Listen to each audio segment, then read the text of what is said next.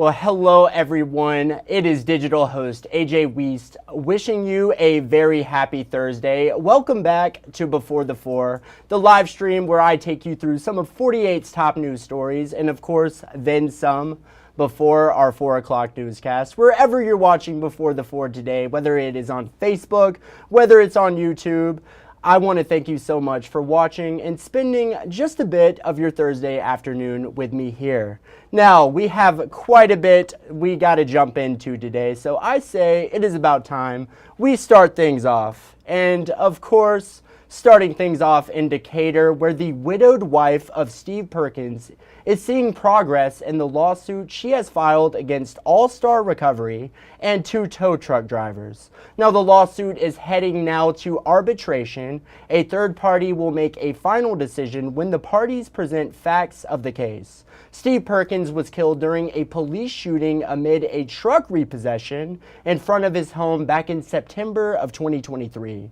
Catrella Perkins claims wrongful death, unfair debt collection practices, and a violation of her husband's constitutional rights. Mac Marquette, the former Decatur officer charged with murder in connection with Perkins' death, is set to go on trial in April of 2025. And now staying in Decatur, a former oncologist who was accused of illegally prescribing drugs was sentenced after a federal hearing yesterday. Now, this all according to court documents we received earlier. Sammy Bekdak, who you're seeing on screen, is accused of writing prescriptions for opioids and benzodiazepines for people who were not his patients. Now, this includes one woman with whom he had a romantic relationship with. Now, Wednesday, Bekdak was sentenced to 24 months in prison. The remaining counts of his indictment were reported dismissed. He will also be required to pay $100,000 in fines. But now I say it is time we talk a bit about the weather. And of course, as always, we have 48 First Alert Chief Meteorologist Brad Travis. Brad is here with your latest forecast. How's it looking, Brad? Well, good afternoon, AJ. Man, things are looking good out there right now. The wind picked up just a little bit over the last hour, but nothing like what we went through last night. Had some power outages. Hopefully everybody's power's back on. No severe weather last night, and the dry weather has moved in, and it's going to be here for quite some time. Here's your forecast tonight. Some patchy fog overnight. 48 degrees at 1 a.m. Many of you will wake up in the low to mid 40s with some patchy fog. A very nice weekend ahead. Highs tomorrow in the mid 60s, 67 Saturday. Sunday, 72. Here's what lies ahead next week. So a week from today, a much colder air mass. This is going to be like going from October to February. We're talking about 8 o'clock in the morning temperatures Thursday in the mid 30s, only warming into the mid 40s during the afternoon. So we're going to be adjusting those temperatures, and look at this crazy low temperatures, especially for this time of year. I mean, well, it's not unheard of, but boy, it's just going to be a shock to the system. We're going to go from the air conditioner to the heater. As we get on into Saturday morning, this again, a week from this Saturday, temperatures will start off. Some of the model guidance has us in the upper 20s, but we're going to go with low to mid 30s. And the high temperatures next Saturday, low 50s, so a very cold weather pattern ahead. Again, no rain on the radar. And as we go quick hour by hour, notice how things tomorrow morning start off with just a bit of a wind out there, but overall a beautiful day. I'm going to toss it back to you, AJ. Have a great evening. Thank you, Brad. You have a great evening as well. And it sounds like winter is just around the corner with that cool off. But thanks again, Brad. Now it is time for Crime Stoppers. Let's take a look at who 48's Gina Benitez, along with Huntsville Police, need your help stopping this week.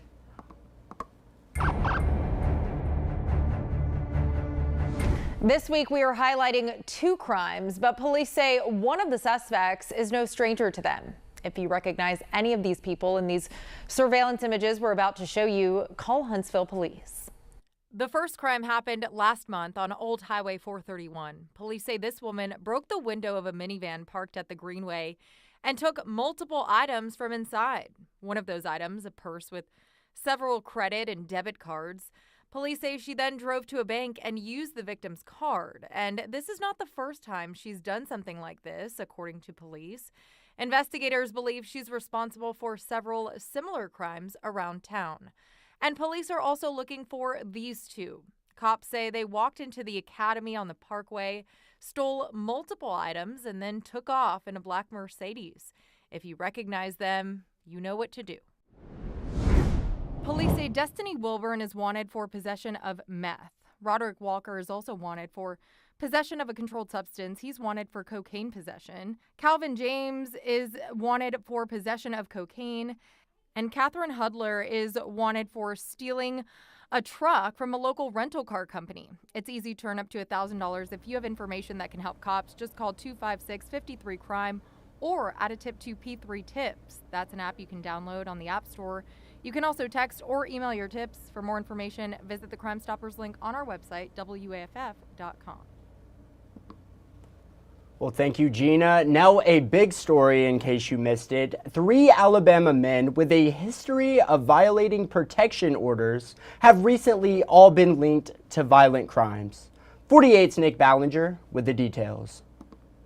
Zachary Merriman from Priceville already had a track record for violating protection from abuse orders with a woman back in March. Then there's Charlie Kane Jr. over in Limestone County who violated the order against him as well. He's now charged with the brutal beating of his own parents. Kimberly Ricks filed a PFA against her accused killer, her ex-husband Zachary Merriman, but it was denied back in May. 2 months ago, he had already violated another PFA involving a different woman.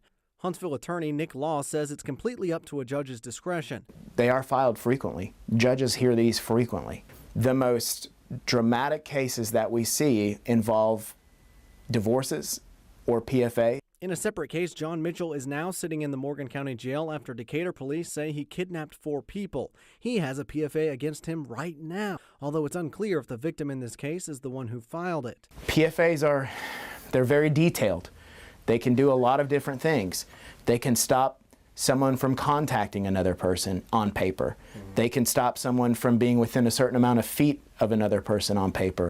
Law does admit a PFA is a simple piece of paper and may not fix the problem, but it can be an important tool in helping discourage abuse. Just because a PFA is issued, that doesn't necessarily mean it's going to stop someone from carrying out a threat. But just because a PFA temporary order or even a final order is issued, you know, that's a piece of paper. And if somebody is concerned about their safety, then they need to take other personal approaches.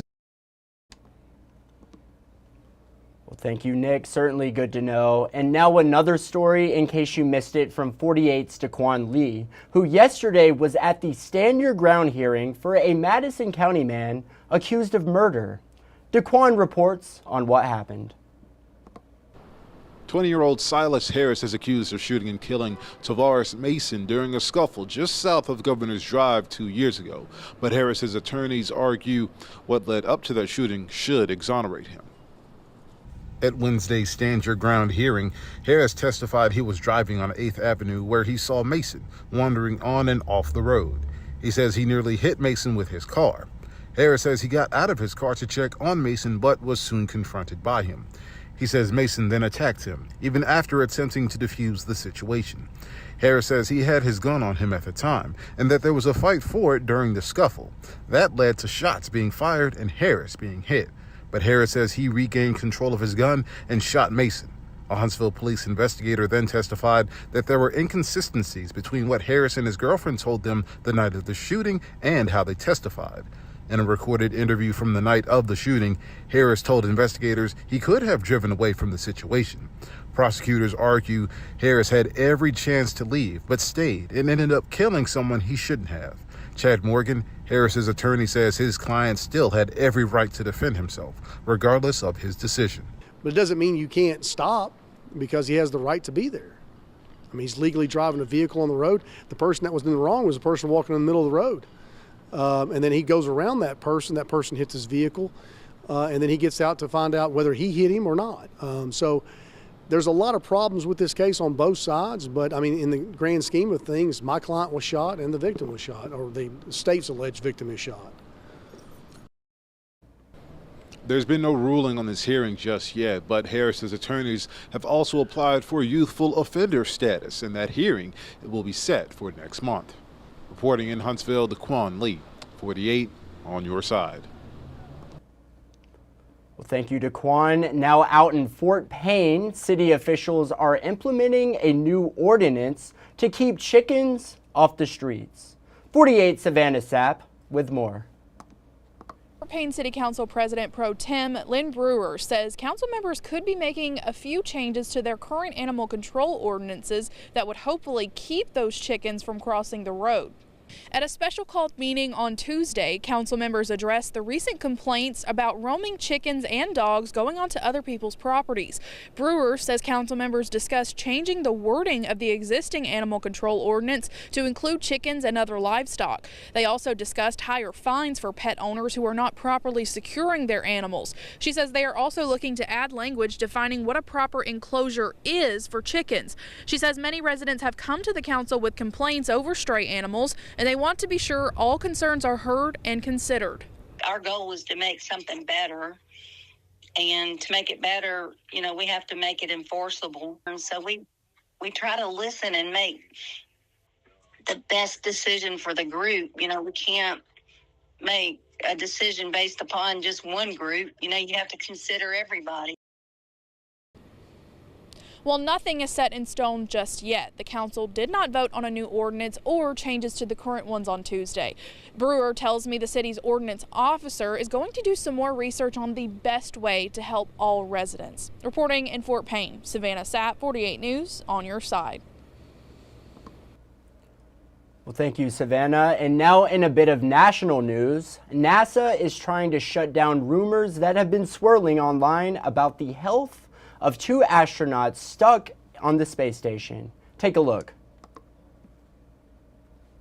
This morning, NASA trying to put an end to concerns over the health of two astronauts stranded in space now more than 150 days longer than planned.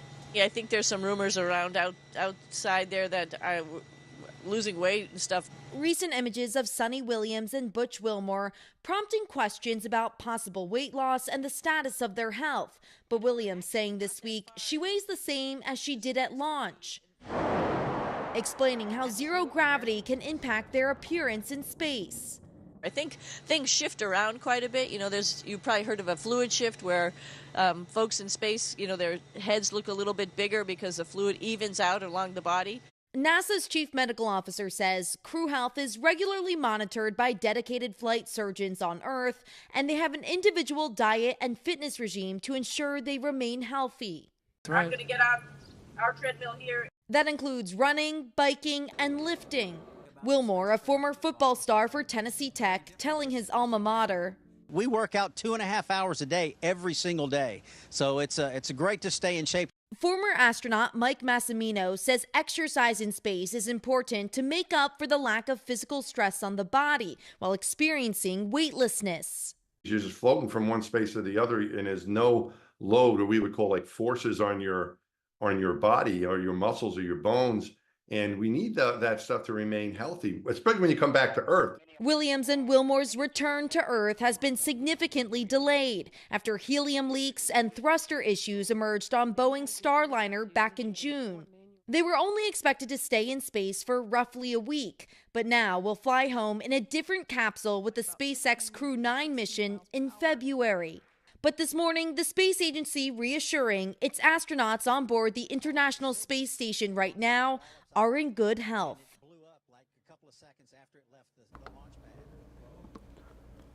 Well, thank you. And now in politics, yesterday, in a surprising move, President-elect Donald Trump appointed Matt Gaetz to serve as Attorney General. NBC Chief White House correspondent Peter Alexander has the latest on the presidential cabinet choices.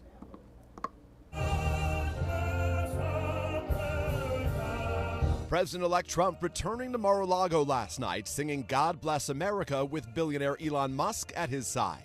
As he ramps up the transition process, his new choice for Director of National Intelligence is already facing scrutiny. Tulsi Gabbard, a military veteran who was once a Democratic congresswoman and Trump critic. It's important that our commander-in-chief have a military mindset.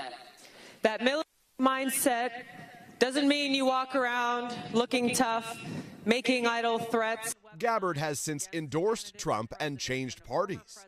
In the role, she would be privy to the nation's most closely guarded secrets, oversee 18 intelligence agencies, and be the president's main advisor on intelligence matters. Gabbard has publicly questioned many assessments of the U.S. intelligence community. She secretly met with Syrian dictator Bashar al-Assad in 2017, blamed the U.S. and NATO for Russia's invasion of Ukraine in 2022, and has shared Russian claims about Ukraine that have been discredited by lawmakers. Democratic Congresswoman Abigail Spanberger, a former CIA officer, writing, "Not only is she ill-prepared and unqualified, but she traffics in conspiracy theories and cozies up to dictators like Bashar al-Assad and Vladimir Putin." All of it after the president-elect capped his comeback at the White House at the invitation of President Biden. Biden vowing a smooth transition. Do everything we can to make sure you're accommodated, what you need, and we're going to get a chance to talk about some of that today. So good. Welcome Thank you. back. And politics is tough, and it's in many cases not a very nice world, but it is a nice world today, and I appreciate very much a transition that's so smooth. It'll be as smooth as it can get. Trump telling the New York Post that he and Biden discussed the war in Ukraine and the conflict in the Middle East, adding, "I wanted to know his views on where we are and what he thinks." Thank you, Peter, and definitely throughout the day there will be still more to come, so make sure you stay tuned to our evening newscast for any updates on Trump's cabinet. But now, if you're a distance runner, and I mean distance, a 50K run is going on in Huntsville Saturday morning, and you heard that right, the Dizzy 50s 50K will be going on at Montesano State Park at 7 a.m. bright and early. And earlier today, I got the chance to speak with former Huntsville Track Club president, his name was Eric Fritz, who previewed what to expect at this year's massive race. Take a listen. First, are you excited about this 50K? What goes into preparing for it? Yeah, I mean, the 50K in terms of preparing for the event to put it on is a fair amount of work, especially with trail races. There's a whole different set of things you have to worry about because you're running out through the woods in the middle of nowhere. You got to flag the entire course, so you got to put all those markings out. Then you got to clean everything up afterwards. And it's kind of a different mindset with the trail race. There's a lot of different crowd that comes out. There's usually a lot more food than your regular race. As opposed to need the energy. Yeah, Cotton Row is much more of a, here's some water, maybe some Gatorade, whereas this is, I mean, all kinds of crazy snacks and everything will be there. So there's all those kind of preparations. And then for those that are running the race, I mean, it's beyond a marathon. It's what they call an ultra marathon. And it takes a lot of training. The training's a lot similar to a marathon, but there's a lot of running in the woods. And with it being this time of year, you probably started back in August with your training, and that was pretty bad with the heat and everything else. Right, I'd imagine so. Yes. That is crazy, a 50K. When I first saw that, I thought it was a joke. I was like, there is no way someone is running a 50K. But sure enough, Mr. Eric Fritz there is going to be competing in it Saturday. Stay tuned for later on. We will have that full 48 Now interview published on our website, WAFF.com. But speaking of running, and of course with Thanksgiving coming up in just a few weeks, if you're looking to burn off a few extra calories before that big old Thanksgiving feast, this year head on out to Ditto Landing for the Theater Turkey Trot, a 5K going on Thanksgiving morning at 8 a.m. sharp. Proceeds for the event all go towards benefiting children's theater.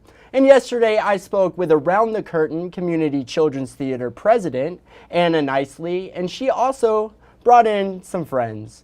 Little Bentley and Melina, who shared a bit about their passion for theater and how they're feeling about the upcoming Turkey Trot. Take a listen. Do you get a certain feeling when you're on stage performing? Yeah. Can you talk a bit about that feeling? That feeling is like one of the best feelings ever. You get like this, it's like you're super excited and you feel like you're floating, but at the same time, you feel like super small and really scared. I love that. That is a perfect way to describe it. Yeah. Well, hello everyone. It is digital host AJ Wuest welcoming you back to 48 Now. Today I am joined with Miss Anna because the 3rd annual Theater Turkey Trot, it's coming to town at Ditto Landing this Thanksgiving morning. And Anna, could you first talk a bit about the Turkey Trot? What is your favorite aspect of the annual event? It's become a tradition, kind of. So getting with all sorts of people that may or may not be your family, but you're still a community on Thanksgiving morning, and you feel less guilty then when you sit down to eat a little bit later on. That's right. And it's something that we've looked forward to now. Yes, ma'am. So proceeds for the race go towards Around the Curtain, the Community Children's Theater. Yes. Can you talk about the community theater for children and how much holding this race means to them? Well, ATC is actually turning 3. We turned 3 on Monday, so we have our celebration this weekend since 3rd 5K. But the proceeds go to help keeping the arts affordable because we have some amazing theater programs, music programs all through Huntsville. Huntsville is very blessed in that aspect, but the arts can become expensive quickly, especially you said you did theater. And yes, ma'am. It adds up very fast. So we want to keep those options available, especially as the economy's been struggling and the such. And every kid needs their niche. They need a place to belong. So that's what we push. Not everybody who always is going to be center stage gets a role in other companies. So we try to spread the love. Everybody gets a shot at some point, and we teach them how to not just be actors and dancers and singers, but also to be good friends in a community and to share and to be together. Well, awesome interview yesterday, all for a good cause. You can watch that full 48 Now interview right now on our website. Just head over to WAFF.com. You'll go to digital shows, and then finally 48 Now. All the 48 Now interviews will be in that playlist. But now I think it is about that time we head into the stories you're just not going to want to miss in our evening newscast. Decatur police holding a listening session today to help the community unite after a year of turmoil. Get the latest on that story from 48's Noah Cowell. Another story you're just not going to want to miss, the latest on the negotiations between Huntsville Hospital and United Healthcare. That deadline is coming, the deadline to come to an agreement is set to end tomorrow. And finally, what Congressman Dale Strong had to say about Space Command potentially moving here to Rocket City. These are just a few of the stories you're just not going to want to miss in our evening newscast. And you know, I think it is about that time now, and you might be asking, what time is it? It is time for Facebook Fun. That is right. And our 48 Facebook question of the day today: have you started Christmas shopping yet? I know there's a lot of early birds out there. They like to get the holiday season kick-started like the day after Halloween. I do not understand it. I'm more of a celebrate Thanksgiving first guy myself.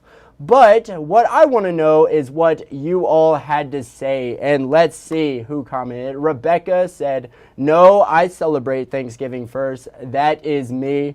You gotta love Turkey Day. I mean, what's better than Thanksgiving? You get to eat all day and you get to watch football. It is like the greatest day ever.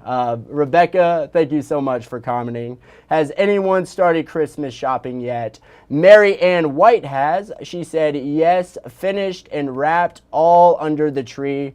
Mary, that is impressive. Typically, when I start Christmas shopping, I would say it's usually around 11 p.m. December 24th. That's typically when I begin Christmas shopping, procrastinating hardcore there. But Mary, this year, you know, in honor of you, Mary, I am going to start Christmas shopping a little bit earlier. That is for sure. Mary, thank you so much for commenting. Molly said no, but I will tomorrow and Saturday. So this weekend, Molly will be doing some Christmas shopping. And yeah, this is, I would say, a pretty good time to at least start. Maybe if you're not starting to take your or buy your Christmas gifts, maybe this weekend might be a good time to kind of start it. But Molly, thank you so much for commenting. Katie Hightower said, yep, I've already have my kiddos done and now we wait. So another early bird. Katie, thank you so much for commenting. I'm going to interrupt AJ here for 1 second.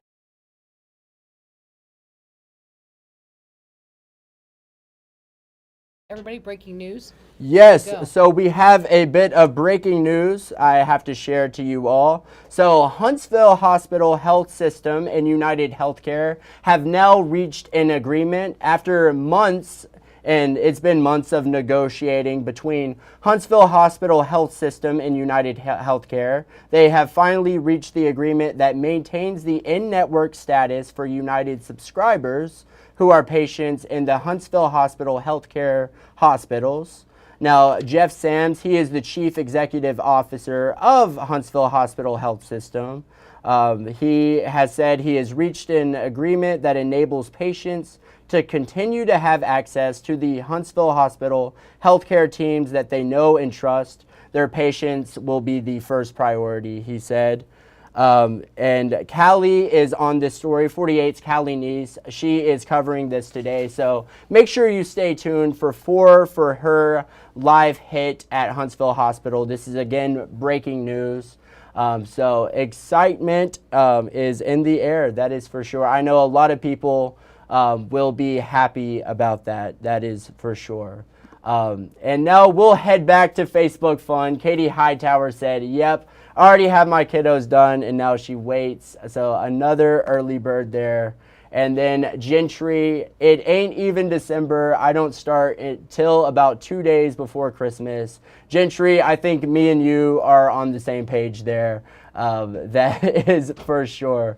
Usually I don't wait I'm usually starting the day before. But Gentry, thank you so much for commenting.